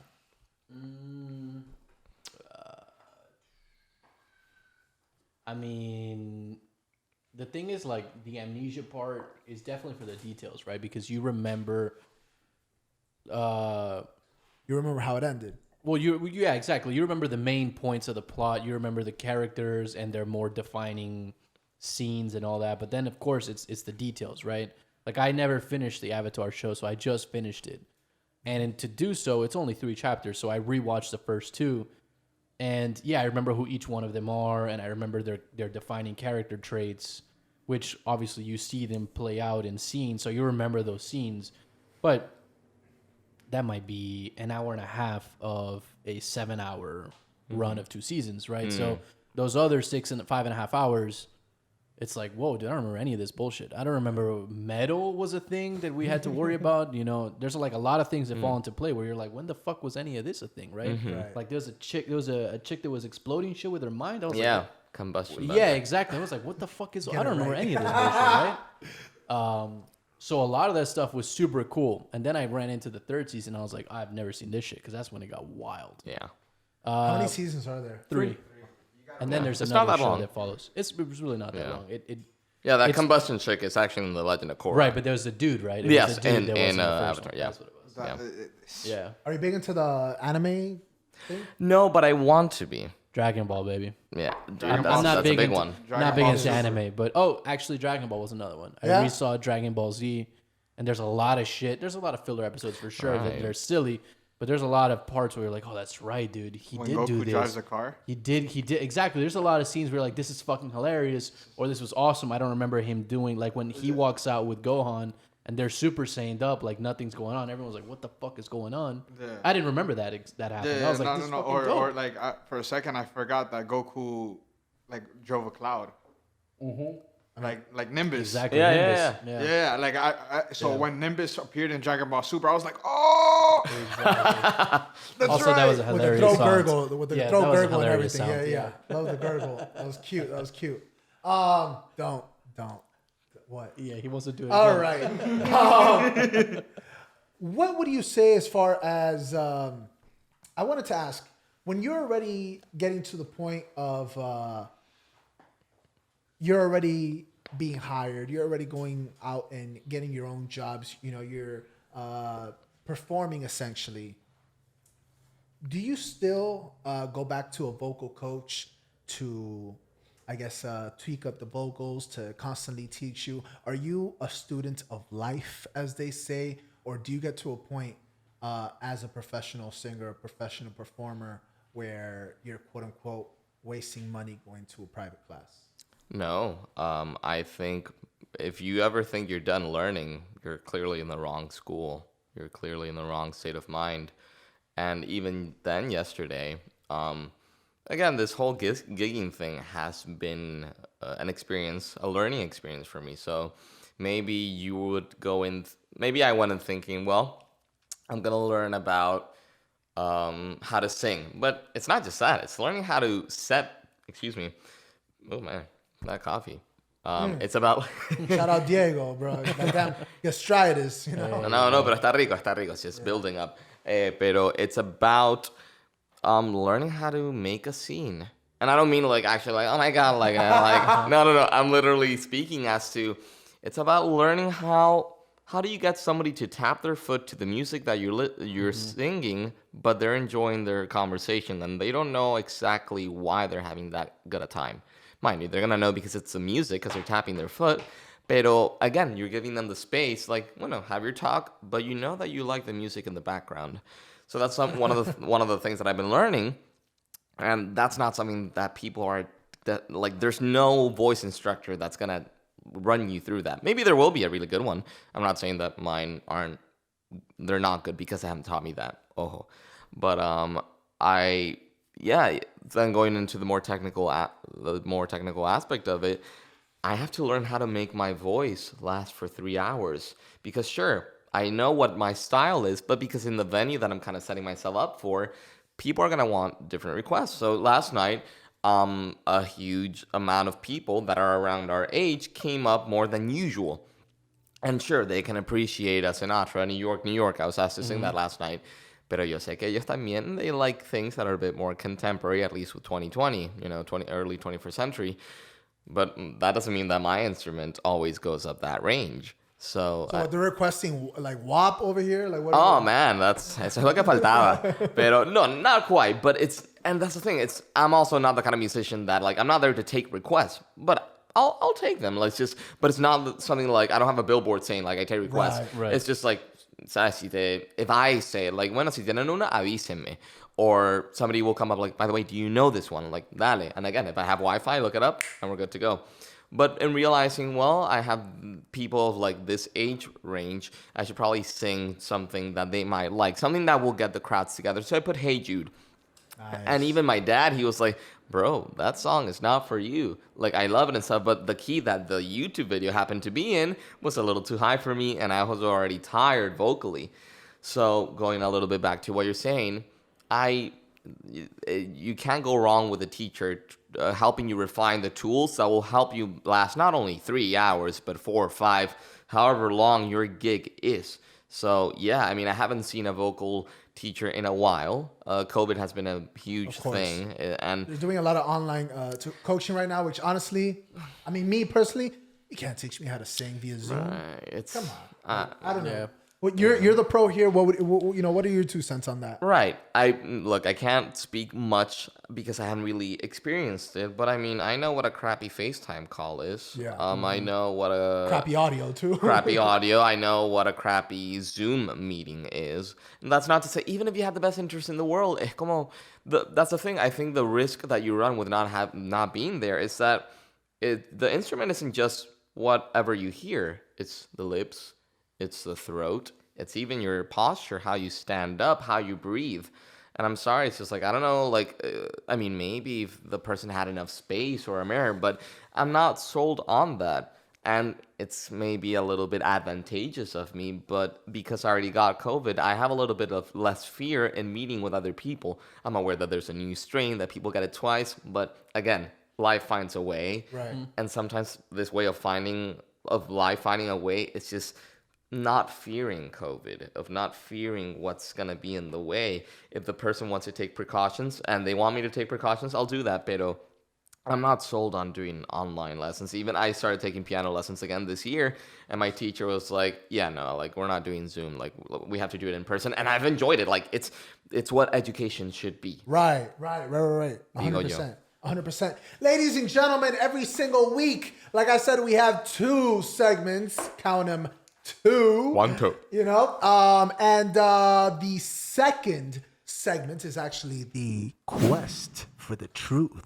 Oh my. You know, and in the beautiful segment of the quest for the truth, I get a random emphasis on the word random card from this here deck, and I will ask this random question to our beautiful guests.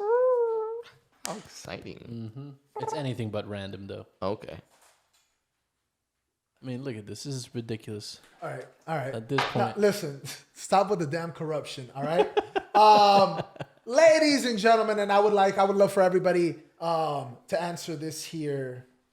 Okay, it's actually, because if you think about Even it, you? like, listen, the question at face Even value, you? the question at face value. Damn, Don't I'm ignore gonna me. I'm gonna Yeah, stop. he's just Yes, brushing I'll by it. answer it. he's just brushing But by it. I will say the question at face value, if you think about it, is easy. But if you really think about it, you know, it could be a pretty even exchange. But I would love for everybody to answer this, including my man Nate. You know what I'm talking about. Gang shit. Let's start with our beautiful guest. Would you rather be the funniest or the smartest person in the room? Starting with me. Yes. I think I'd rather be the funniest. And do tell why. Well, there's that saying that goes, you never want to be the smartest person in the room. So that being said, and even then, that's a great question. I feel like there's nothing funnier than the truth. And you have to be pretty smart to know the truth. So I feel like in being funny, a great level of intelligence will already be kind of bestowed upon you. However it is that you define however great it is. Pero it sounds as though, coño, it brings me back to a kind of Billy Joel. I'd rather laugh with the sinners than cry with the saints. So if you're the smartest person... That's a tattoo. Dude, that's a tattoo, pero por todas partes. Bro, that's a Shia LaBeouf style tattoo right there. It's just like, I don't know. I feel like if you're the smartest person, you're all like, what's the fun in knowing everything? What's the fun in sabiendo la verdad de todo? Like if you really are the smartest person, or it's just like everything will always, there's no mystery, there's no allure, there's no incentive to find out more, which is kind of the fun of being a student of life, of, you know. So what if, you know, it's you screw up trying to do something to achieve it so many times, but maybe you might have fun doing it. And if you're funny at expressing your frustration with it, you're gonna have a way much more fulfilling life. Damn, what a fucking answer! Golly. Jesus Christ. I didn't know I had to answer like that. Yeah, no, this man Good came Lord. prepared. The man came prepared. Nate, bestow upon us the beauty that is your answer. Yeah. All eyes are on you now, brother, because that's an answer to follow right there. Really no eyes, but you know, they're there in spirit. Unless, of course, if you want to go to the back. But whatever it may be, there you go. That man's gonna. He's like, bro, if you're gonna hear me, you're gonna hear me for your I'm careful. glad he got up. With your foot, you'll knock down the whole damn. No. Nate, would you rather be the funniest person or the smartest person in the room? You guys hear me? Yeah, I hear you. Yeah. All right. So Marco had a very interesting answer, and now I have to follow up on that. Nate's taking the spotlight, baby. I love it. But, I have to disagree. Oh. Okay. Oh my God! It's like loud up in here. Well, I do have a question at first. Like, what room are we talking about? Listen, let's not get introspective. Are we talking about this Great room? question. Are we Over talking here. about like the White House? Nah, listen. It's I can't specify because that would make the answer that much easier. So you mentioned something, Marco, about something like there's no incentive to know anymore after you've reached a certain level, but you've also, not to call you out, but you also said something about like the learning never stops, at least in your field. I feel like that's a big aspect of not just that, but life, you know? Mm-hmm. You learn something new every day, as cheesy as that may sound. But I feel like being funny, it's cool. I'm not saying I'm not funny. I don't think. Nobody laughed. That would have been awesome if nobody laughed.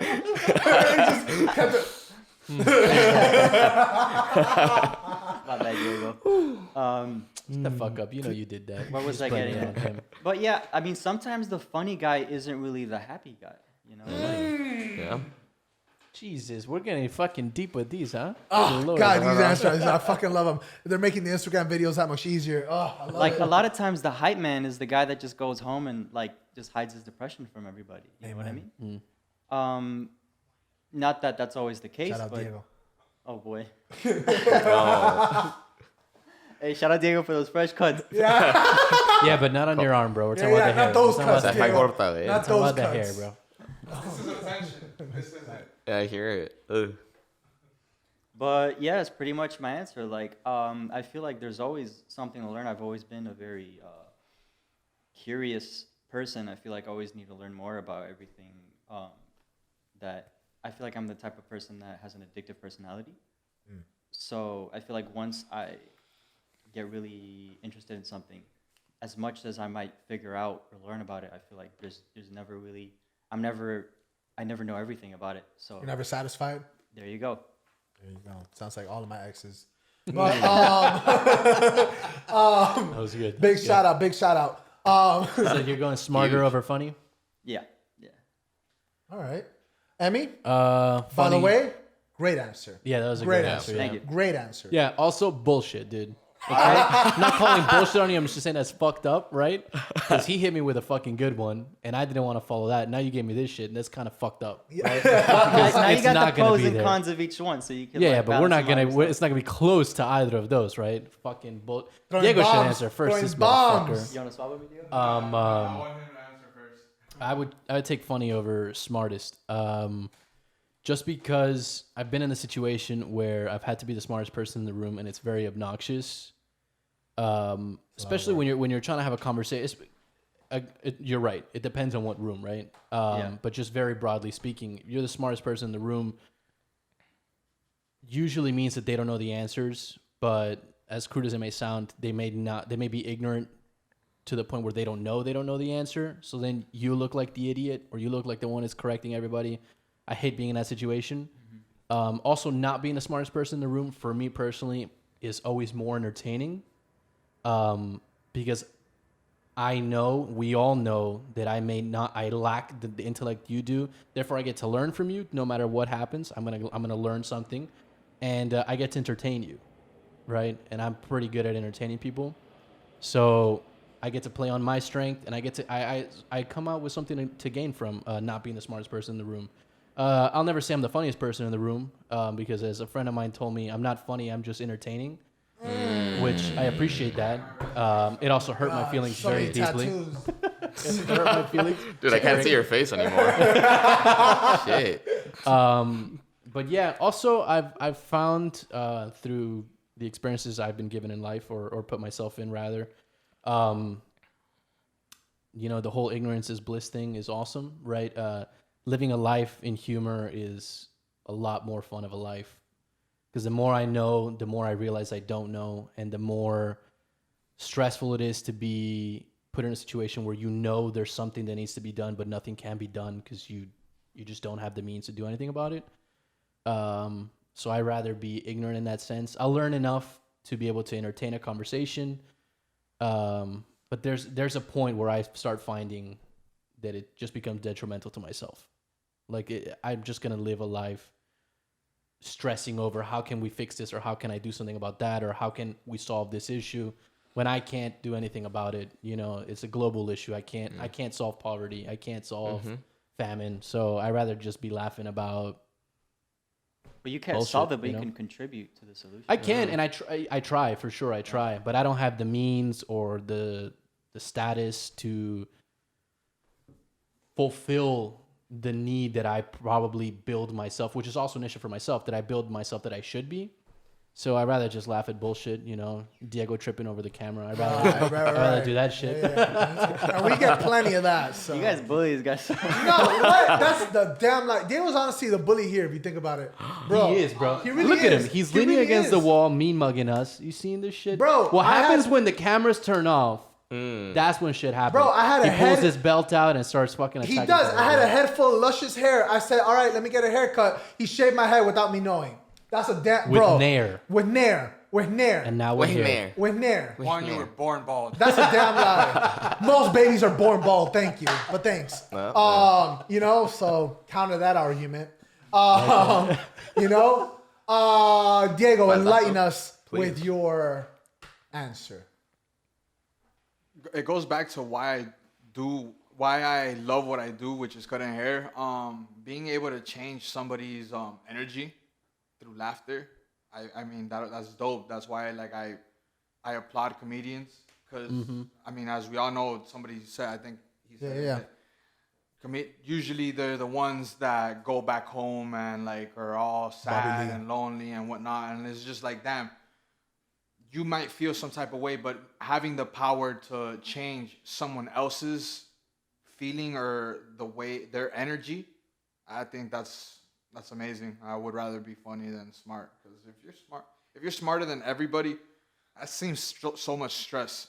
Like, it seems very stressful. I guess the question would be, would I rather be known as funny or smart? I'd rather be known as funny. Because I find myself to be pretty intellectually well-versed. No. Yeah. I can't. But I'd rather you think of me as a joke and then me come out of nowhere and surprise you and be like, whoa, what the fuck is this Lawyer guy up, doing? yeah. Yeah. He said an actual pretty funny joke. Uh-huh. Right. Exactly. Right.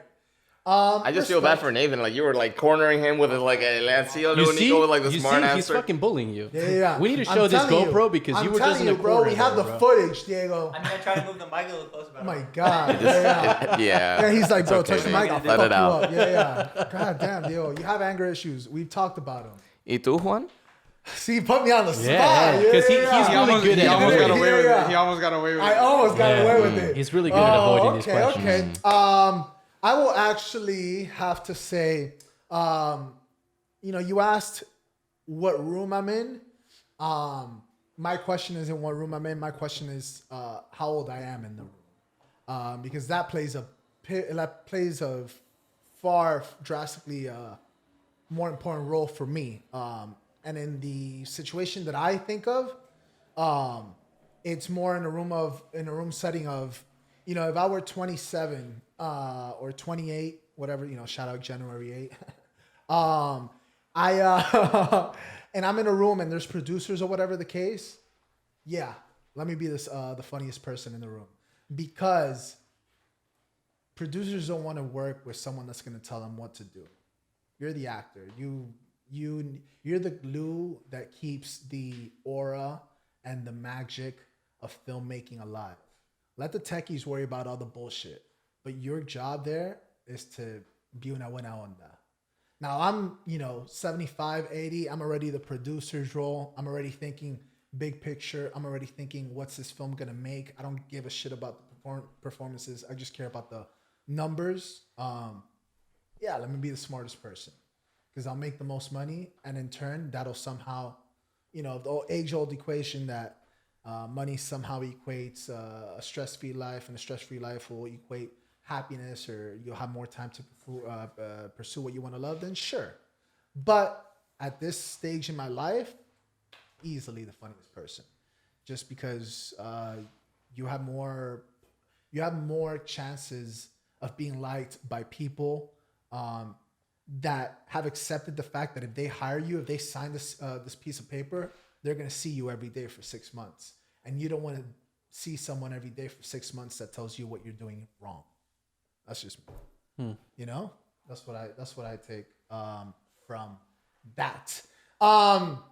God, what a great segment today on that one. Everybody went in. Everybody Next had a. time I'm going fucking first. I'm you gonna say something stupid and funny. Everybody had a whole. And then we'll move on. I'll give you that. Yeah, 'cause You know. you guys made me get introspective there. Yeah. God damn No, it. that was beautiful. I almost shed a tear. Oh my God, I know.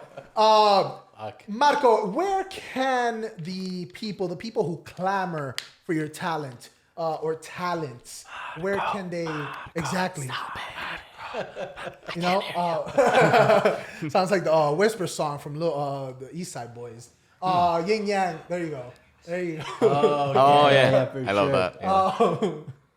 But where can the people find you if they want to pursue your journey, your path on the way to the motherfucking top? Well, en carne propia, not this weekend upcoming, but the following Friday you can find Which me. is perfect, which is when the episode drops. Oh, So tomorrow. no, tomorrow. Or today. Not tomorrow. When this episode drops tomorrow. Oh yeah, tomorrow, right?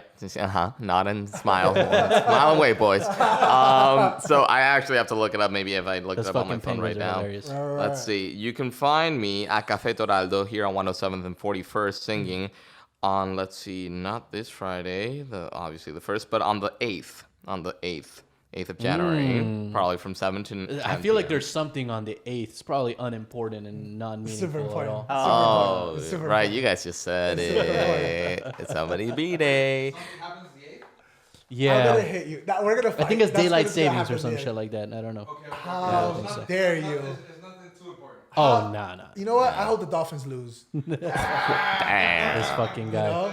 On the 8th. They might lose on the 8th.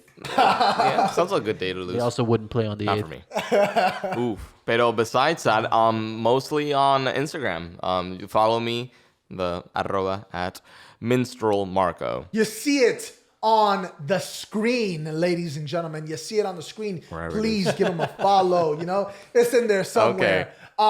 As far as, is it only Instagram? Are you uploading anything to YouTube at the time? Are you working on that? What's that looking like? Right, working on that. Yeah, site under construction. Like It's, it, love it, love it. Very, very cool.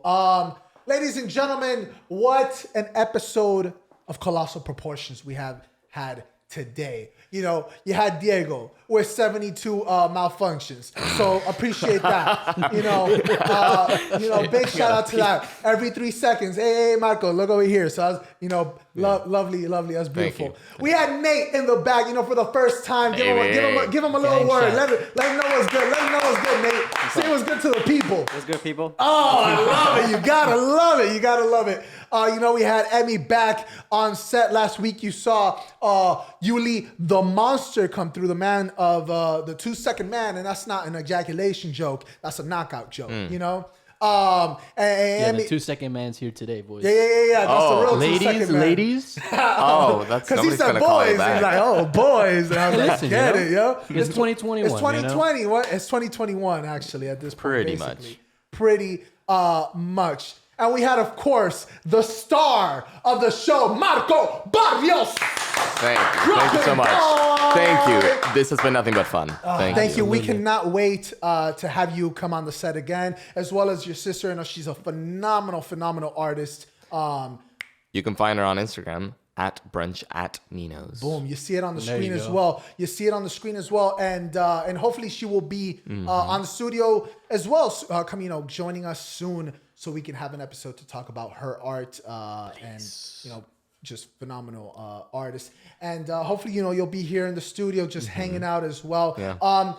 Marco, if there's anything you can leave the people off with, just one last message, what would it be? Live your days as they were. I massacred the whole thing. Just enjoy your life. Live every day as if it were your last, because you never know. YOLO with moderation. YOLO with moderation. YOLO with moderation. I'll leave it at that. YOLO-ish. Yellowish. Nate, anything for the people? You guys can find me at nate.o.8. Boom. That's all spelled out on IG. I do recording sessions. I got a home studio if you ever need to record. Gang shit. I do rap. I do rock if you ever got any instruments. Priority hip hop. But Marco's working on a rap album Yep. right now. Oh, for sure. Yeah, totally. me and Sinatra Marquito, goes to town. me and Marquito, me and Marquito are gonna hop in the studio right after Yeah. this. Hey, that's a paint the sign. town red. Paint the town red. Hell yeah. And a little bit of white. And a little bit of white. Splash of blue, baby. Diego, what you got for the people? It's a white Christmas. Come get a haircut. That's all you gotta do. Okay. There you go. Wise words from Diego Miami Barber. Diego Miami Gang Barber. shit. Actually, looking fresh. Yeah. The Sweeney Todd of Doral. Yeah. He actually, got him right. You know what I'm saying? I Right mean, he before makes the me show. look parce as fuck, but you know what it is? Parcerito. It's that gang shit right there, boys. Pues parece que All salió, right. ya salió. Ladies and gentlemen, every Thursday at midnight, what do you do? I know you love it. You. He definitely something's it. Definitely something it. Every Thursday at midnight, what do? You go on YouTube, you hit that subscribe, that follow. You go on Instagram, you go on Spotify, you go on Apple Podcasts, you go on Deezer, you go on iHeartRadio. I forget every time, but that's because they haven't sent us our jingle balls our yet. jingle ball Jingle tickets. balls, Come jingle on, balls, like, what are something you like doing? What are you doing? We got a date night over there, and then we go to Diego Miami Barber to get right. You know what I'm talking about? But yes, ladies and gentlemen, every Thursday at midnight we have a new story, from a phenomenal new guest. And please check us out on YouTube every Thursday at midnight. You know what it is. Holla. And it don't matter what the world thinks. You can say how you feel on midnight in Miami. When you can push it to the limit, it gets real with only one and ill. You're locked into midnight.